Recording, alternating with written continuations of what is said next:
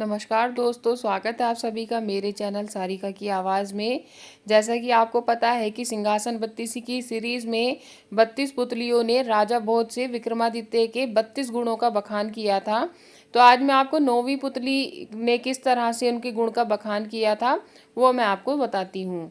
कि एक बार राजा विक्रमादित्य ने राज्य और प्रजा की सुख समृद्धि के लिए एक विशाल यज्ञ का आयोजन किया। कई दिनों तक यज्ञ चलता रहा। एक दिन राजा मंत्र पाठ कर रहे थे, तभी एक ऋषि वहां पधारे।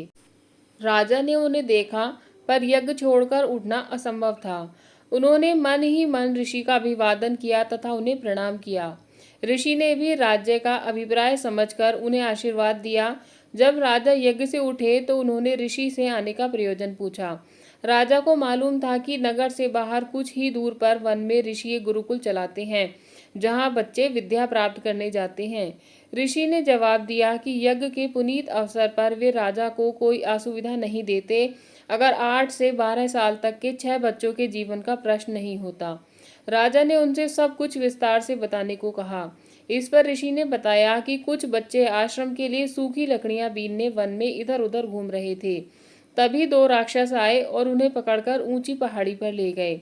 ऋषि को जब वे उपस्थित नहीं मिले तो उनकी तलाश में वे वन में बेचैनी से भटकने लगे। तभी पहाड़ी के ऊपर से गर्जना जैसी आवाज सुनाई पड़ी, जो निश्चित ही उनमें से एक राक्षस की थी। राक्षस ने कहा कि उन बच्चों की जान के बदले उन्हें एक पुरुष की आवश्यकता है, जिसकी वे माँ काली के सामने बलि देंगे। जब ऋषि ने बलि के हेतु अपने आप को उनके हवाले करना चाहा तो उन्होंने असहमति जताई। उन्होंने कहा कि ऋषि बूढ़े हैं और काली माँ ऐसे कमजोर बूढ़े की बलि से प्रसन्न नहीं होगी। काली माँ की बलि के लिए अत्यंत स्वस्थ क्षत्रिय की आवश्यकता है। राक्षसों ने कहा कि अगर कोई छल या बल से उन बच्चों को स्वतंत्र कराने की चेष्टा करेगा तो उन बच्चों को पहाड़ी से लुढ़काकर मार दिया जाएगा। राजा विक्रमादित्य से ऋषि की परेशानी नहीं देखी जा रही थी। वे तुरंत तैयार हुए और ऋषि से बोले, आप मुझे इस पहाड़ी पर लेकर चलें, मैं अपने आप को काली के सम्मुख बलि के लिए प्रस्तुत करूंगा। मैं स्वस्थ हूँ और क्षत्रिय भी, राक्षसों को कोई आपत्ति नहीं होगी। ऋषि ने सुना तो हतप्रभ रह गए। उन्होंने लाख मनाना चाहा, पर विक्रम ने अपना फैसला नहीं बदला। उन्होंने कहा, अगर राजा के जीवित रहते उसके राज्य की प्रजा पर कोई विपत्ति आती है तो राजा को अपने प्राण देकर भी उस विपत्ति को दूर करना चाहिए। राजा ऋषि को साथ लेकर उस पहाड़ी तक पहुंचे। पहाड़ी के नीचे उन्होंने अपना घोड़ा छोड़ दिया तथा पैदल ही पहाड़ पर चढ़ने लगे। पहाड़ी वाला रास्ता बहुत ही कठिन था, पर उन्होंने कठिनाई की परवाह नहीं की। वे चलते चलते पहाड़ की चोटी पर पहुंचे। उनके पहुंचते ही राक्षस बोला कि वह उन्हें पहचानता है और पूछने लगा कि उन्हें बच्चों की रिहाई की शर्त मालूम है कि नहीं। उन्होंने कहा कि वे सब कुछ जानने के बाद ही यहाँ आए हैं तथा उन्होंने राक्षसों से बच्चों को छोड़ देने को कहा।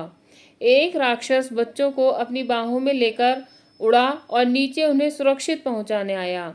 दूसरा राक्षस उन्हें लेकर उस जगह आया जहां मां काली की प्रतिमा थी और बलि वेदी बनी हुई थी। विक्रमादित्य ने बलि वेदी पर अपना सर बलि के हेतु झुका दिया। वे जरा भी विचलित नहीं हुए। उन्होंने मन ही मन अंतिम बार समझकर भगवान का स्मरण किया और वह राक्षस खड्ग लेकर उनका सर धड़ से अलग करने को तैयार हुआ। अचानक उस राक्षस ने खड्ग फेंक दिया और विक्रम को गले लगा लिया। वह जगह एकाएक अद्भुत रोशनी तथा खुशबू से भर गई। विक्रम ने देखा कि दोनों राक्षसों की जगह इंद्र तथा पवन देवता खड़े थे। उन दोनों ने उनकी परीक्षा लेने के लिए यह सब किया था। वे देखना चाहते थे कि विक्रम सिर्फ सांसारिक चीजों का दान ही कर सकता है या प्राण उत्सर्ग करने की भी क्षमता रखता है। उन्होंने राजा से कहा कि उन्हें यज्ञ करता देख ही उनके मन में इस परीक्षा का भाव जन्मा था। उन्होंने विक्रम को यशस्वी होने का आशीर्वाद दिया तथा कहा कि उनकी कीर्ति सब ओर फैलेगी।